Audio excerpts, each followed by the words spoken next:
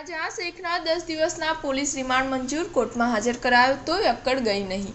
પશ્ચિમ બંગાળમાં સંદેશખાલીમાં મહિલાઓનું યૌન ઉત્પીડન કરવાના આરોપી ટીએમસી નેતા શેખ શાહજહાંની પોલીસે ધરપકડ કરી છે. ગુરુવારે સવારે ઉત્તર 24 પરગણાના મીનાખાન વિસ્તારમાંથી તેની ધરપકડ કરવામાં આવી હતી. આજે તેને બસિરહાર કોર્ટમાં હાજર કરાયો છે. તે 55 દિવસથી ફરાર હતો. આજે તેને બસિરહાર કોર્ટમાં હાજર કરાયો ત્યારે ચહેરા પર કોઈ જાતનો ભય નહોતો, શરમ નહોતી. વટથી હાજર થયો અને વિક્ટરી સાઇનમાં હાથ હલાવ્યો.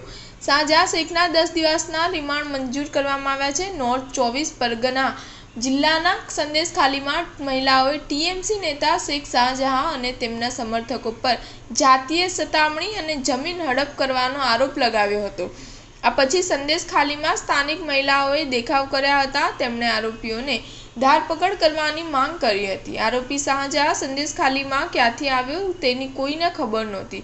2000-2001માં તેઓ ફિશરીઝ સેન્ટરમાં મજૂર હતો, શાકભાજી પણ વેચી. ત્યારબાદ તેણે ઈંટોના ભઠ્ઠામાં કામ કરવાનું શરૂ કર્યું. અહીં જ તેણે મજૂર સંઘની રચના કરી હતી. પછી તે સીપીએમમાં જોડાયા હતા.